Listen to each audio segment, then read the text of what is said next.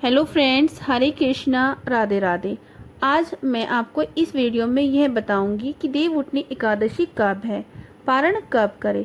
इस साल 2025 में 2 दिन एकादशी होने की वजह से सभी भक्त बहुत ही परेशान हैं कि हम व्रत कब करें, 1 नवंबर को करें या 2 नवंबर को करें, क्योंकि इस साल 2 दिन एकादशी होने से समझ नहीं आ रहा है कि देव कब उठाएं, एकादशी व्रत कब रखें व तुलसी विवाह कब करें। यही सभी संपूर्ण जानकारी लेकर मैं आज इस वीडियो में आपके सामने आई हूँ। आप वीडियो पूरी देखना। अगर आप वीडियो को स्किप करके देखेंगे तो आपको अच्छे से ये वीडियो समझ नहीं आएगी। और जो भी मेरी वीडियो को देख रहा है, जिन्होंने मुझे सब्सक्राइब नहीं किया है, वह अभी जाकर मुझे सब्सक्राइब, लाइक व शेयर ज़रूर करें। आपका एक लाइक बहुत हिम्मत बढ़ाता है, क्योंकि यह लॉन्ग वीडियो बनाने में बहुत मेहनत लगती है ताकि सभी जानकारी हम आपके लिए ला सकें। चलिए आगे बढ़ते हैं। हिंदू पंचांग के अनुसार कार्तिक मास के शुक्ल पक्ष में पड़ने वाली एकादशी को देवउठनी एकादशी भी कहा जाता है, जिसे देवोत्थान एकादशी भी कहा जाता है। इस दिन 4 महीनों के बाद चातुर्मास समाप्त हो जाता है और भगवान विष्णु जी अपनी योग निद्रा से जागते हैं और सभी मांगलिक कार्य आरंभ हो जाते हैं, जैसे मुंडन, विवाह, घर प्रवेश, दुकान का मुहूर्त आदि। इस साल 2025 में एकादशी तिथि 1 नवंबर की सुबह 9:11 से शुरू होगी और एकादशी तिथि का समापन 2 नवंबर को सुबह 7:31 पर होगा। यानी कि 1 नवंबर को दशमी युक्त एकादशी है, जो शास्त्रों के अनुसार करनी शुभ नहीं मानी जाती है। और 2 नवंबर रविवार को द्वादशी त्रयोदशी युक्त एकादशी मिल रही है, जिसे त्रिस्पा महाद्वादशी भी कहा जाता है, जो बहुत ही शुभ होती है। अतः उदय तिथि के अनुसार 2 नवंबर रविवार को देवउठनी एकादशी का व्रत रखा जाएगा। 1 नवंबर को गृहस्थ और 2 नवंबर को वैष्णव के लिए देवउठनी एकादशी है। दरअसल वैष्णव परंपरा में व्रत निर्धारण हरिवासन यानी भगवान विष्णु के जागने के मुहूर्त से किया जाता है, जबकि गृहस्थ लोग सामान्य पंचांग के अनुसार एकादशी का पारण करते हैं। यही कारण है कि दोनों में 1 दिन का अंतर है। अब आप ये कहेंगे कि देव कब उठाएं, तो चलिए बताते हैं। एकादशी 1 नवंबर को 9:11 से शुरू हो जाएगी, लेकिन दशमी युक्त होने की वजह से इस दिन गृहस्थ लोग व्रत रख सकते हैं। लेकिन जितना ज़्यादा फल हमें 2 नवंबर की एकादशी का मिलेगा, वह 1 नवंबर एकादशी का नहीं मिलेगा। देव कब उठाएं? 1 नवंबर को शाम के समय प्रदोष काल में ही आपको देव उठाने हैं और अगले दिन एकादशी का व्रत 2 नवंबर को रखना है। देव उठनी एकादशी साल की सबसे बड़ी एकादशी होती है। अगर आप एकादशी का व्रत उठाना चाहते हैं तो आप इस एकादशी से प्रारंभ कर सकते हैं। ये बहुत ही शुभ है। भगवान विष्णु जी की पूजा में तुलसी का बहुत ही महत्व है, तो आप तुलसी भगवान विष्णु जी के समक्ष जरूर चढ़ाएं। अगर आपके पास भगवान विष्णु जी के बाल रूप लड्डू गोपाल जी हैं, तो आप लड्डू गोपाल जी की भी पूजा कर सकते हैं, या कोई फोटो चित्र है तो उसकी भी आप पूजा कर सकते हैं।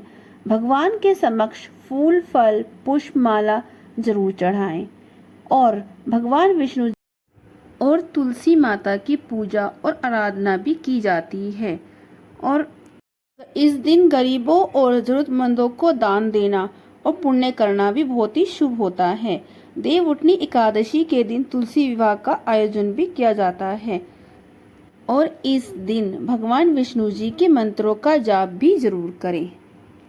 भगवान विष्णु जी के प्रसाद में तुलसी अवश्य रखें और भगवान गणेश जी के और शिव जी के भोग में तुलसी नहीं रखनी चाहिए। अगर हम उनके प्रसाद में तुलसी रखते हैं तो वे हमारे भोग को स्वीकार नहीं करते हैं। देव उठनी व्रत करने से पापों का नाश होता है और आत्मा शुद्ध होती है। इस दिन किए गए धार्मिक कार्यों से मोक्ष की प्राप्ति होती है। देव उठनी एकादशी का व्रत रखने से घर में सुख समृद्धि आती है और परिवार के सदस्यों के बीच स्नेह बना रहता है। देव उठनी व्रत करने से व्यक्ति के जीवन में सकारात्मक परिवर्तन देखने को मिलते हैं। यह व्रत निर्जला भी रखा जाता है, लेकिन अगर आप यह व्रत फल जल वह एक समय भोजन करके भी रख सकते हैं। लेकिन आपको इस दिन अन्न नहीं खाना है। अगर आप में सामर्थ्य हो तो आप निर्जला भी रख सकते हैं, नहीं तो आप फल या एक टाइम भोजन करके भी इस व्रत को रख सकते हैं। हो सके तो आप चावल 1 नवंबर से ना खाएं, क्योंकि एकादशी 2 दिन होने की वजह से आपको 2 दिन चावल से दूर रहना होगा और 3 नवंबर को चावल खाकर ही व्रत अपना पूर्ण करना होगा। पारण का क्या समय रहेगा यह भी हम आपको बताएंगे।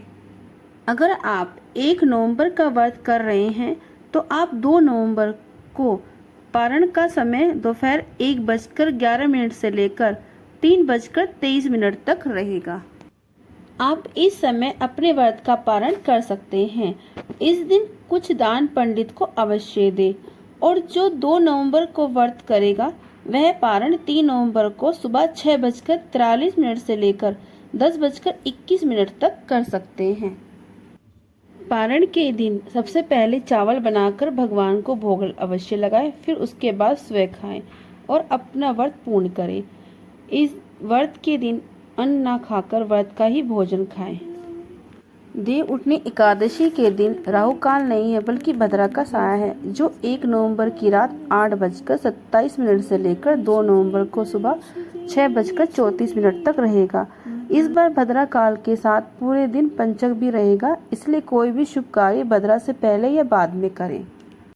और जो भी 1 नवंबर को तुलसी विवाह शाम के समय करना चाहते हैं वह इस समय से पहले कर ले, यानी 8 बजे से पहले अपने देव उठा लें और तुलसी विवाह भी कर सकते हैं, क्योंकि भद्रा काल में कोई भी शुभ कार्य नहीं किया जाता है।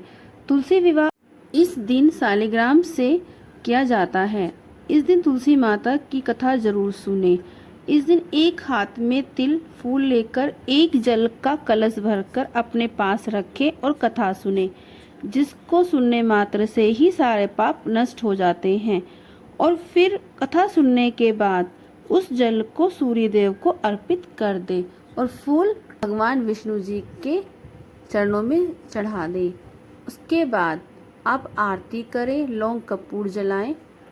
और तुलसी विवाह कब करना है, किस दिन करना है, संडे को करें या ना करें, आपको ये सभी जानकारी अगली वीडियो में बताएंगे।